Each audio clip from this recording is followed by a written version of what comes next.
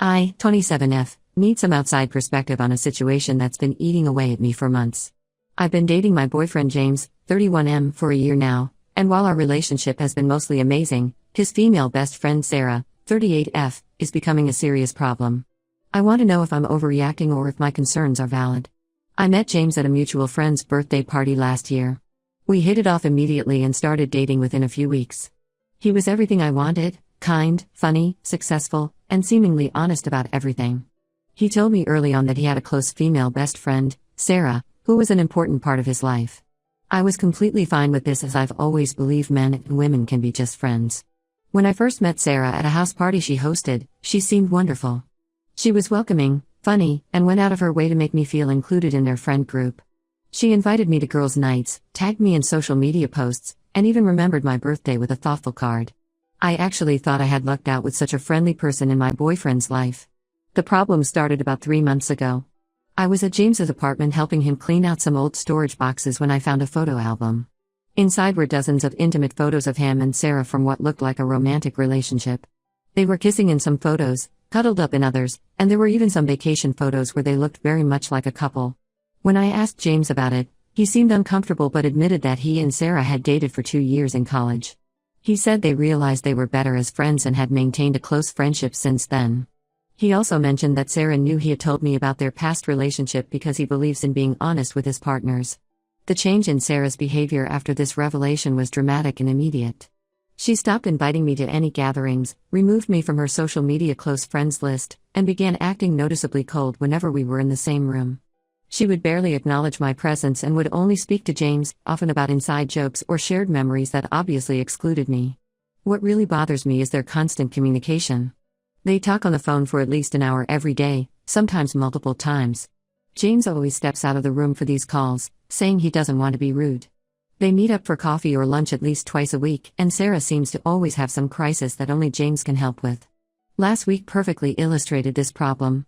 We were in bed watching a movie at 11 p.m. when Sarah called crying about needing to move her couch immediately because she saw a spider behind it. Instead of telling her to call an exterminator in the morning, James got dressed and went to her place. He didn't return until 2 a.m., saying they ended up having to move several pieces of furniture because Sarah was too scared to sleep knowing there might be more spiders. Their social media interaction is another issue. Sarah constantly posts photos with James on her Instagram stories, but I discovered I can't see them. I only know about these posts because James reposts them on his story. When I checked from my friend's account, I could see all of Sarah's stories featuring James, which means she deliberately hid them from me. The situation became even more bizarre when I found out that Sarah is now best friends with James' ex-girlfriend Lisa, 55F. Yes, you read that age correctly. James apparently dated Lisa for a year before me, and now she and Sarah are inseparable. They show up together at bars and restaurants that James and I frequent, even though they both live in a different city. This feels deliberate and manipulative. Last weekend was the final straw. James and I were celebrating our 1-year anniversary at our favorite restaurant. We had just ordered our main course when Sarah and Lisa walked in. Despite the restaurant being nearly empty, they chose the table right next to ours. They spent the entire evening being loudly nostalgic about past events with James, clearly trying to get his attention. James looked uncomfortable but didn't ask them to stop or suggest we leave. I've tried talking to James about setting boundaries several times. His response is always the same: Sarah is going through a difficult time after her recent divorce and needs support. He insists their friendship is purely platonic now and very important to him. But I can't shake the feeling that Sarah still has feelings for him and is actively trying to sabotage our relationship. My friends are split on this issue. Half think I'm being paranoid and should trust James, while the others say Sarah's behavior is inappropriate and James needs to establish clear boundaries. I finally reached my breaking point and blocked Sarah on all social media platforms. I told James he needs to figure out this situation because I won't continue to be disrespected like this. Sarah's response was to tell everyone that I'm a horrible, controlling person who's trying to isolate James from his friends. She's even contacted James's family, telling them I'm manipulative and toxic. James's sister called me yesterday to say I should be more understanding of Sarah and Lisa's friendship with James, suggesting that maybe I'm the problem. I don't think I'm wrong for wanting boundaries in this situation, but the number of people taking their side is making me question myself. James keeps saying I'm the most important person in his life, but his actions don't match his words. Ida for putting my foot down about this situation? Update 1 First, I want to thank everyone who commented on my original post. The support and different perspectives really helped me see things more clearly. A lot has happened in the past 2 weeks, and I feel I need to share this update with you all. After reading all the comments suggesting I have a serious talk with James, I decided to confront the situation head-on. Last Sunday, I went to his apartment with screenshots of my post and some of the most insightful comments. I thought showing him how others perceived the situation might help him understand my perspective better. Initially, the conversation went well. James read through everything and seemed genuinely concerned about how his relationship with Sarah was affecting me. He admitted that maybe some boundaries needed to be set and promised to talk to Sarah about her behavior. We spent almost 2 hours discussing what healthy boundaries would look like: less frequent phone calls, no more late-night emergency visits, and more transparency about their interactions. Just as we were wrapping up our discussion, someone started banging on his door. It was Sarah, clearly drunk and extremely emotional. She pushed past me into the apartment, mascara running down her face, demanding to know why James wasn't answering her calls. She had apparently been trying to reach him during our conversation. What happened next felt like a scene from a bad movie. Sarah started crying, saying I was trying to destroy years of friendship. Then, in her drunken state, she let something slip that changed everything. She looked at James and said, "I won't let her ruin what we have. Tell her about last week, tell her about all the weeks." James's face went completely white. Sarah started laughing through her tears and turned to me. That's when she dropped the bomb. She and James had been sleeping together throughout my entire relationship with him. All those emergency calls, coffee meetings, and lunch dates were just excuses to meet up. When I looked at James, he didn't even try to deny it. Instead, he started explaining how it wasn't what I thought. According to him, he and Sarah had this physical arrangement for years, even before he met me.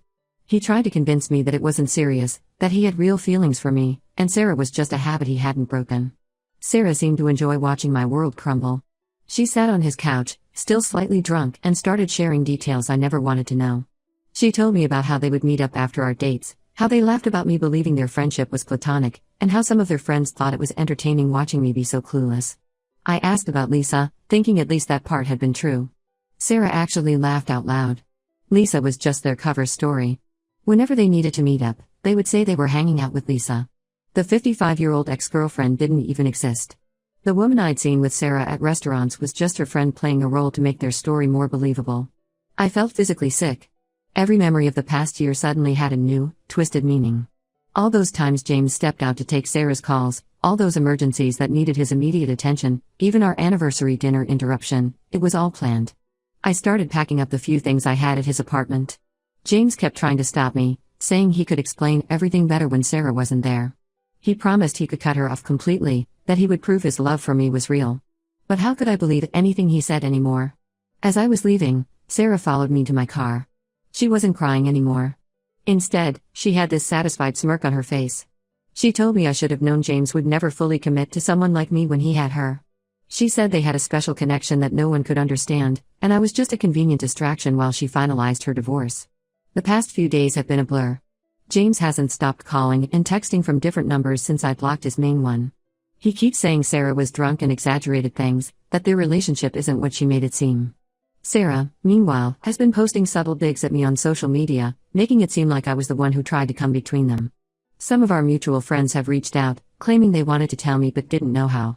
Others are defending James and Sarah, saying their arrangement wasn't my business since it predated our relationship. A few even suggested that I should have known what I was getting into, given how close James and Sarah were. I'm staying at my sister's place right now, trying to process everything. Every time I think about the last year, I discover new lies and moments that should have been red flags. James is still trying to contact me through mutual friends, asking for a chance to explain his side of the story. But what explanation could possibly justify a year of lying and cheating? I know this update might disappoint those who suggested working things out with James, but I never imagined things would turn out like this. I feel like such a fool for not seeing what was right in front of me all along. Update 2: The situation has gotten even worse since my last update. After I moved out and blocked James on everything, I thought I could start healing, but more revelations kept coming. Last week, one of James's co-workers reached out to me. She had been feeling guilty about keeping quiet and decided I deserved to know the whole truth. She sent me screenshots of conversations between James and Sarah spanning our entire relationship. The messages were eye-opening and sickening. There were hundreds of messages planning their meetups, complete with elaborate cover stories to tell me. They joked about how gullible I was, with Sarah often mocking my trust in James. There were messages from nights I thought James was working late or helping friends move, when he was actually with her. Even worse, there were messages from our special occasions, my birthday, Valentine's Day, and even the night he met my parents, where they were planning to meet up after. The screenshots also showed that Sarah had been regularly sending James inappropriate photos throughout our relationship. They had a shared album where they kept intimate photos from their encounters during the past year. Some of these were taken in his apartment on days I had just left. When I confronted James about these messages, he finally broke down and told me everything. He and Sarah had been together for 5 years before I came into the picture. They kept their relationship casual because Sarah was married at the time. Her recent divorce wasn't because of her ex-husband's issues as James had claimed, it was because her husband discovered her long-term affair with James. Sarah's entire struggling after divorce act was fake. She had been planning to leave her husband for James all along, but they needed to keep up appearances until the divorce was finalized. I was just their cover story, a way to make Sarah's husband believe she and James weren't involved anymore. The friend group I thought was ours was actually all Sarah's friends. They had known about the affair for years and were helping cover it up. All those times they invited me out or acted friendly, they were just playing along with James and Sarah's charade. Some even helped create alibis for their meetups. Sarah has now moved in with James, and they've made their relationship public. They're spinning this narrative about how they've always been in love but timing was never right. James's family, who I thought were sympathetic to me, are now celebrating their relationship. His sister even posted on Facebook about how happy she is that James finally got together with the love of his life. Most of our mutual friends have taken their side. They're saying I should have seen the signs, that James and Sarah's connection was obvious to everyone. Some suggested that I was naive to think I could come between a relationship like theirs. Apparently, everyone in their circle knew about their history except me. The worst part is how they're rewriting history. On social media, they're posting old photos of them together, including some from the time we were dating, acting like they were just waiting to be together openly. Sarah posted a long statement about how true love finds its way, conveniently leaving out the part about cheating on her husband and deceiving me for a year. I ran into them at a cafe yesterday. They were sitting at what used to be mine and James's regular spot. Sarah was wearing his favorite sweatshirt, the one I used to wear when I stayed over. They looked so comfortable together, like they'd been a public couple for years. When they saw me, Sarah actually had the nerve to wave and smile, as if she hadn't helped destroy my life. James tried to talk to me in the parking lot. He said he never meant to hurt me, that he and Sarah just couldn't fight their connection anymore. He actually suggested we could all be friends eventually, once I got over my hurt feelings. I got in my car and drove away without saying a word. I keep discovering new lies. Even small things I trusted were fake. The weekend trips James took for work? He was with Sarah. The family emergencies that made him miss my friend's wedding? He was with Sarah. The late-night gym sessions? Sarah again. Our entire relationship was built on lies, and everyone around me knew except me. I feel like I lived in some alternate reality for a year while everyone else watched and laughed. Update 3. It's been 6 months since everything happened, and I'm finally ready to share this last update. A lot has changed since my last post, and I think this will be my final update as I've started a new chapter in my life. I moved to a different city 3 months ago. Staying in the same town became unbearable, especially after James and Sarah got engaged last month. They're all over social media, portraying their relationship as some epic love story that overcame all obstacles. Sarah even had a photo shoot titled "When Friendship Turns to Forever Love," completely erasing the fact that they cheated and lied for years. 2 weeks ago, I received an unexpected message from Sarah's ex-husband, Mark. He found me through mutual connections and wanted to talk. We met for coffee, and he shared his side of the story. Apparently, James and Sarah had been doing this for years, dating other people as covers while maintaining their relationship. Mark told me about the 3 other women before me who had unknowingly played the role I did. Each time, the pattern was the same. James would date someone new, Sarah would pretend to be the supportive best friend, and they'd continue their relationship in secret. When Sarah's divorce was finalized or when they got bored, they'd reveal everything and move on to their next victim. Mark apologized for not warning me when he had the chance. He had seen me with James at a restaurant once and recognized the situation, but he was still too angry and hurt to get involved. He shared screenshots of conversations between Sarah and her friends from when she was still married, joking about their various cover relationships and how long they would keep up each charade. The engagement announcement was particularly hard to stomach. They did a huge social media reveal, complete with professional photos, and a long post about how they were finally ready to stop pretending to be just friends. James's family flooded the comments with messages about how they always knew Sarah was the one for him. These are the same people who used to tell me how happy they were that James had found someone like me. I've cut off everyone who knew about their affair and didn't warn me. This includes several people I considered close friends. One of them reached out recently to apologize, saying she felt guilty for participating in their deception. She revealed that they used to have group chats where they coordinated their stories to help James and Sarah maintain their lies. The hardest part has been rebuilding my ability to trust. Every time I think about going on a date or meeting someone new, I remember how easily I was fooled. How an entire group of people could look me in the eye and lie for months. The thought that there might be another Sarah in someone else's life, pretending to be just a friend while secretly waiting for their chance, makes me hesitant to open up. But I'm focusing on myself now. I got a great job offer in my new city, joined some hobby groups, and am slowly building a new circle of friends, people who have no connection to my past life. Sometimes I still get angry thinking about how they fooled me, but those moments are becoming less frequent. James still tries to reach out occasionally through new numbers or mutual acquaintances. His latest message was asking me to forgive and forget because he doesn't want any negativity around their wedding. I blocked each new number without responding. This will be my final update. Their story continues, but I'm no longer part of it. I've learned my lessons, painful as they were, and I'm ready to close this chapter of my life completely.